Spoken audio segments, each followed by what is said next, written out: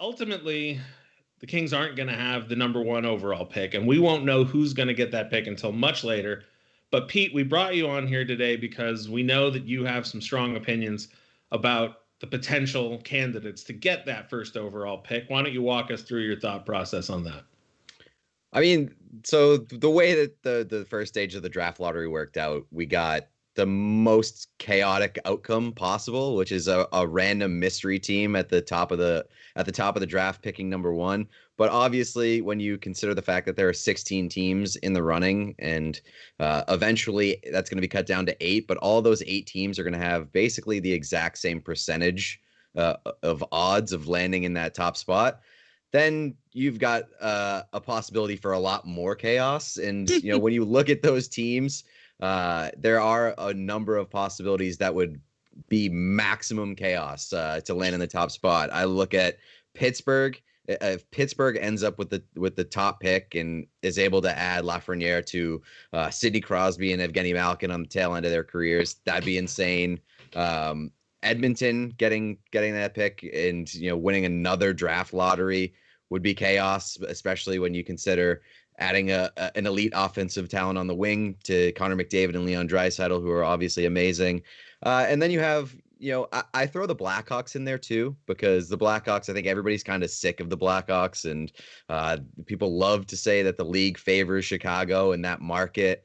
So if they were to luck into the top overall pick, I think people would go insane, and it would be hilarious. But, I just think there are a number of options. Obviously, the Maple Leafs throwing them in there as well. I would be very, very upset.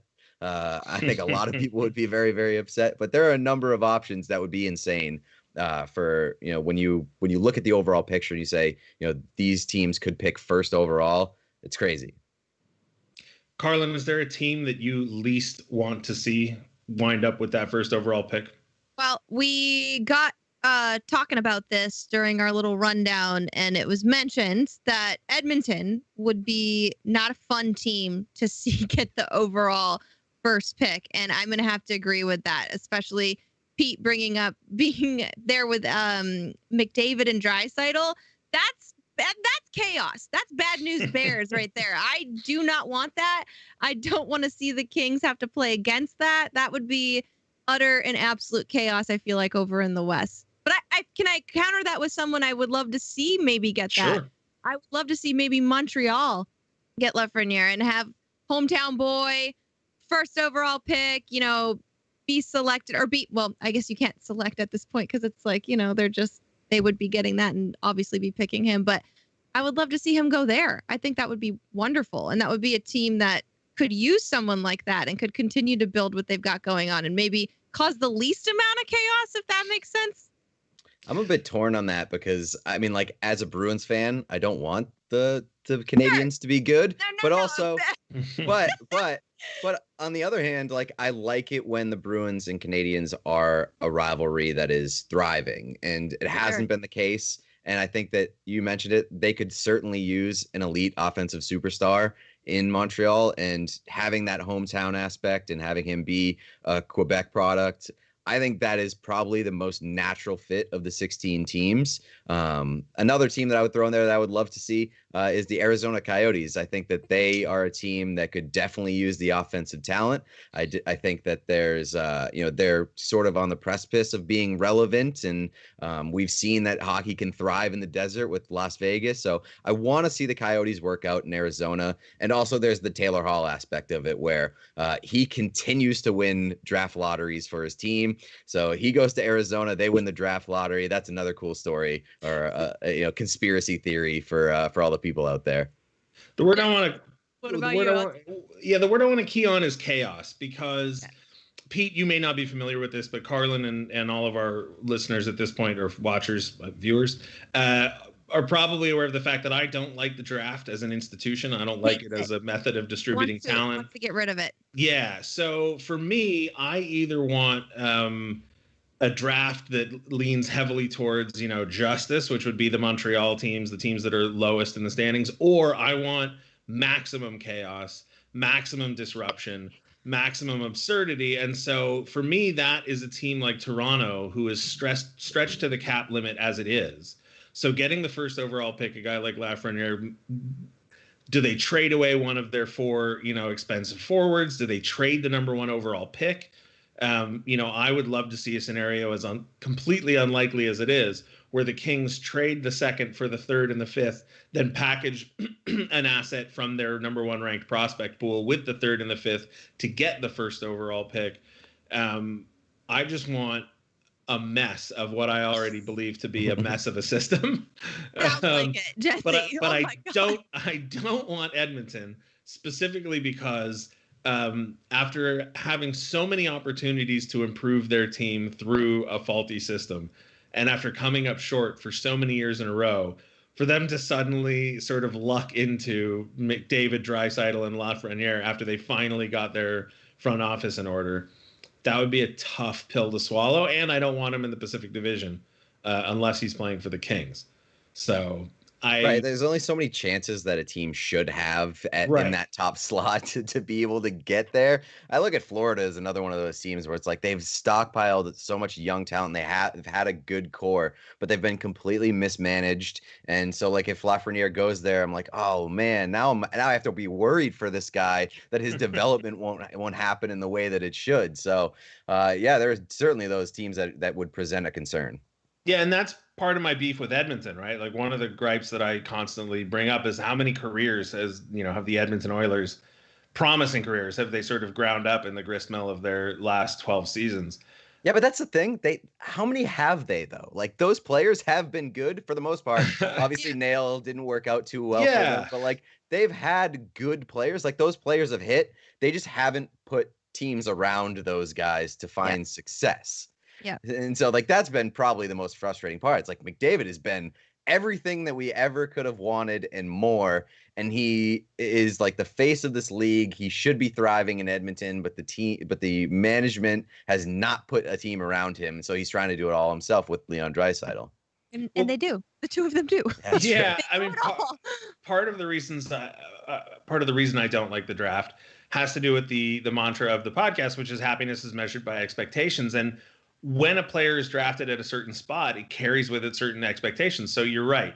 Jordan Eberle, Ryan Nugent-Hopkins, right? These guys have had careers and they're perfect. They've made millions of dollars. They'll be fine. Nobody should cry any tears for their livelihoods. But when you compare the careers to the hype that came with them, to the expectations that came with it, I don't know.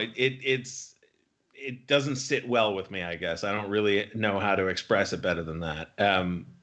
So Lafreniere going to Edmonton, like I said, would just, after 12 years of not meeting expectations, for them to suddenly get maybe a potential dynasty out of it.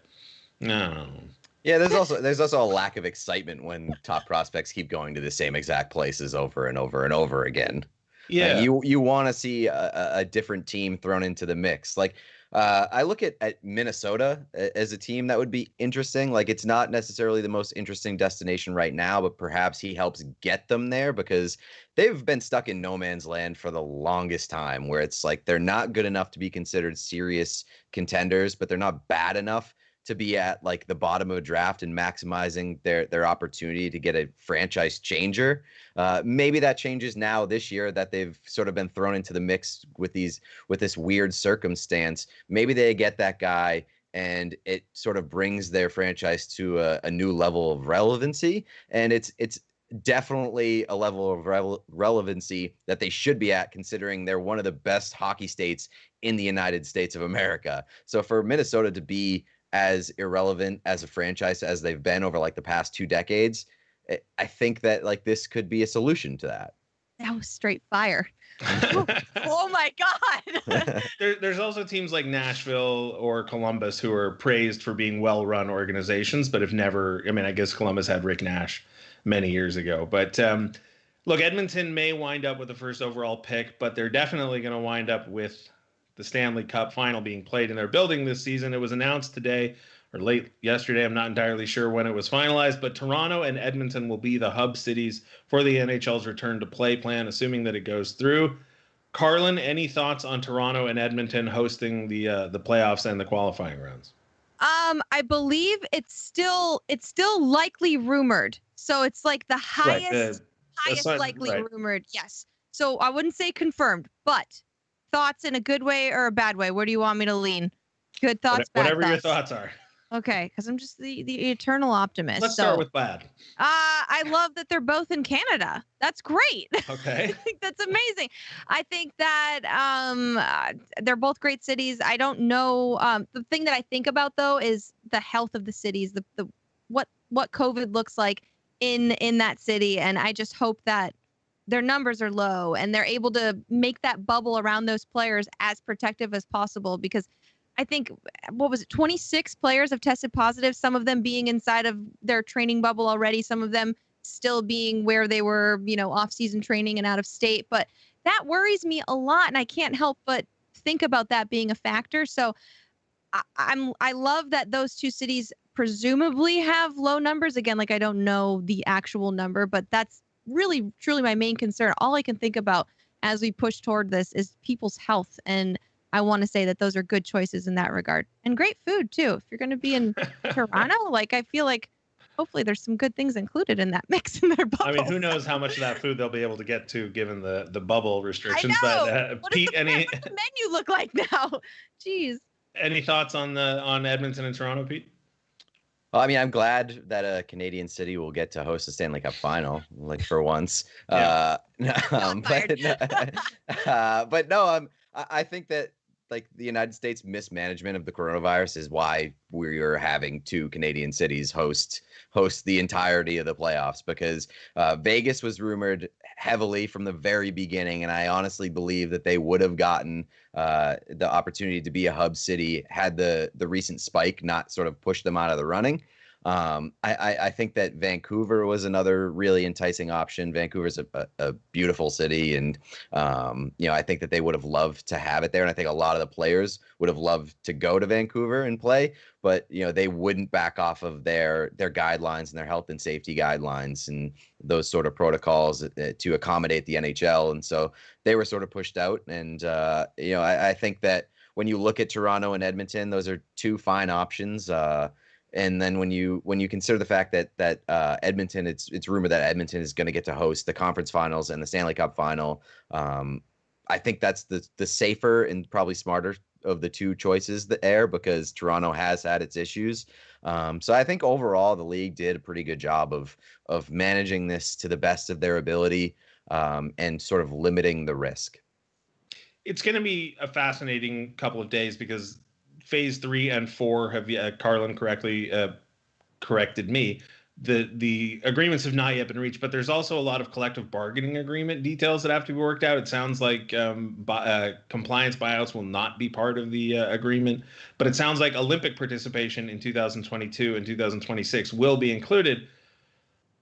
I mean, who would have thought that a pandemic might have solved some of the collective bargaining agreement issues between the league and the Players Association? But Pete, we want to thank you very much for joining us today. Thank you very much for having me. Had a lot of fun. Thank you, Pete.